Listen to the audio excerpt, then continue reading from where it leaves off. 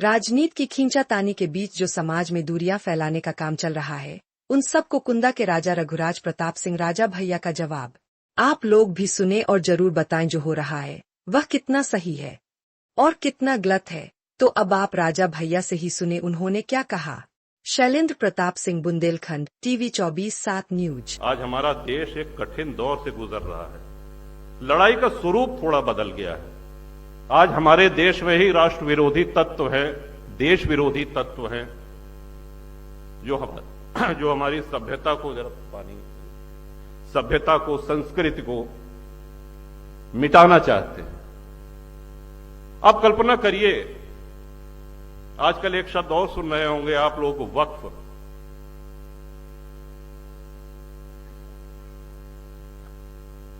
ये धरती पे किसी देश में वक्फ बोर्ड नहीं है, सिर्फ भारत में है। किसी भी इस्लामिक देश में वक्फ बोर्ड नहीं है। वक्फ बोर्ड को 2013 में कांग्रेस ने जो शक्तियां दी, जरा उसका भी उल्लेख सुन लीजिए कि वक्फ बोर्ड का निर्णय वक्फ की ही अदालत करेगी। वहां पर जिले की कचहरी, उच्च न्यायालय, उच्चतम न्यायालय, इनका अधिकार, इनका सीमा क्षेत्र समाप्त हो जाता है। और वक्फ बोर्ड आपको एक नोटिस उसने दिया कि साहब ये संपत्ति वक्फ की है, अगर आपको आपत्ति करना है तो उनका प्रदेश में एक कार्यालय है, वहां जाके आप आपत्ति कर सकते हैं।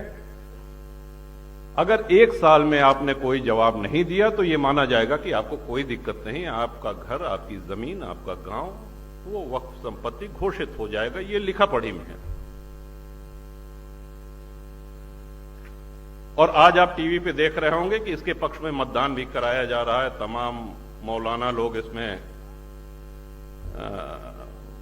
मोबाइल के माध्यम से मतदान हो रहा है। इसमें हम सबको मुखर होना चाहिए, क्योंकि राष्ट्र रक्षा का दायित्व तो सिर्फ राजनेताओं का नहीं है। हम कुछ भी रखें, हम घर रखते हैं, अपने घर में हम सफाई करते हैं, उसकी रंगाई पुताई करते हैं, हम गौ पालन करते हैं तो उसको, गौ माता को भी चारा पानी देते हैं। यहां तक कि वाहन भी रखते हैं तो उसमें सर्विसिंग होती है, तेल पानी भराना पड़ता है, उसकी देखरेख करनी पड़ती है। आज हमारे नेता अगर ये कठिन निर्णय ले रहे हैं तो उनको प्रोत्साहित करने की आप सबको आवश्यकता है, हम सब लोगों को आवश्यकता है। ये राष्ट्र हित है।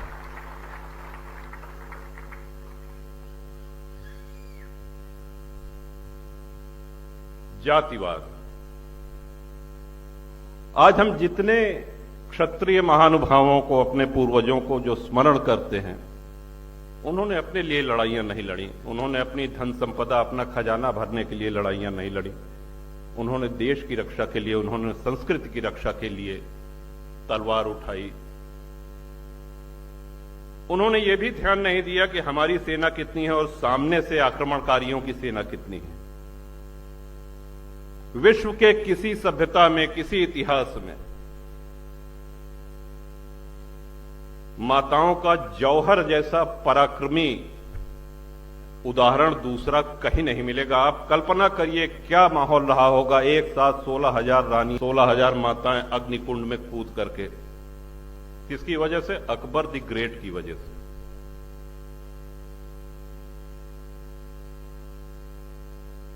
और आज शिक्षा हमको और सुलभ हो गई है। आज ये सब सारी जानकारियां हमको नेट पे उपलब्ध हैं। हमको मुखर होने की आवश्यकता है। पहले हम ये कह सकते थे कि साहब हम कोई राजनेता नहीं है, अगर हम बयान देंगे तो पत्रकार छापेंगे नहीं, छपेगा नहीं, सुनेगा नहीं कोई, कौन पढ़ेगा। लेकिन आज सोशल मीडिया पे तमाम संचार के ऐसे माध्यम हैं जिसमें आप लिख करके, बोल करके अपनी उपस्थिति मजबूती से दर्ज करा सकते हैं। आज आप उन लोगों को प्रोत्साहन दे सकते हैं जो लोग राष्ट्र हित में, धर्म हित में निर्णय ले रहे हैं, बड़े निर्णय ले रहे हैं। देश का बंटवारा धर्म के आधार पर हुआ था। हिंदुओं ने कभी नहीं कहा कि हम मुसलमान के साथ नहीं रह सकते, मुसलमानों ने कहा कि हम हिंदू के साथ नहीं रह सकते, अलग मुस्लिम राष्ट्र चाहिए। पूर्वी पश्चिमी पाकिस्तान बना, सभी लोग जानते हैं।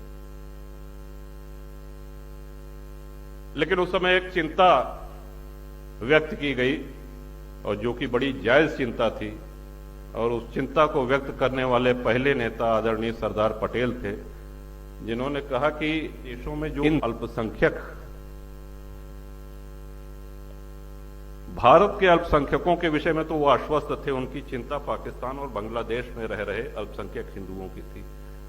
तो जब ये बात आई तो उसके बाद एक नेहरू लियाकत पैक्ट हुआ, आप लोग नेट पे देखिएगा, नेहरू लियाकत पैक्ट हुआ। तो उसमें ये आश्वासन दिया गया नेहरू जी की तरफ से और लियाकत की तरफ से कि नहीं साहब, इनको कोई दिक्कत नहीं होगी, मेजॉरिटी माइनॉरिटी दोनों एक समान अधिकार प्राप्त होंगे उनको, और दोनों फले फूलेंगे, किसी प्रकार का कोई खतरा नहीं होगा, उनको अपने ढंग से पूजा पाठ करने का अधिकार होगा, उनके में हमारा कोई हस्तक्षेप नहीं होगा। और परिणाम ये हुआ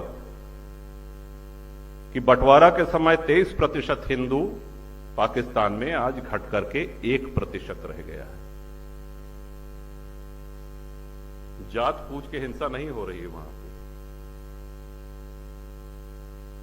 सोमनाथ जी का उदाहरण तो बहुत पुराना हो गया, अभी कुछ वर्ष पहले अक्षरधाम पे जो आतंकी हमला हुआ था, आप लोगों को स्मरण है। और नया उदाहरण दें, अभी 4 दिन पहले गणपति के पंडाल पे सूरत पे जो पत्थरबाजी हुई, हमने किसकी भावनाएं आहत की थी, हमने किसका अपमान किया था? हम अपने देव की आराधना कर रहे थे, इस बात पे पत्थरबाजी। वैष्णव देवी दर्शन करने भक्त जा रहे थे, जिस दिन आदरणीय मोदी जी तीसरी बार शपथ ले रहे थे प्रधानमंत्री की,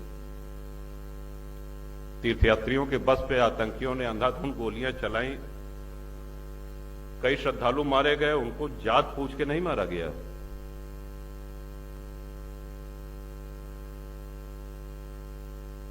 उनके लिए भारत का विध्वंस ये एजेंडा है। और हमारा एक निवेदन, हमारी एक बात बिल्कुल समझ लीजिए कि हमसे ज्यादा सेक्युलर कोई हो ही नहीं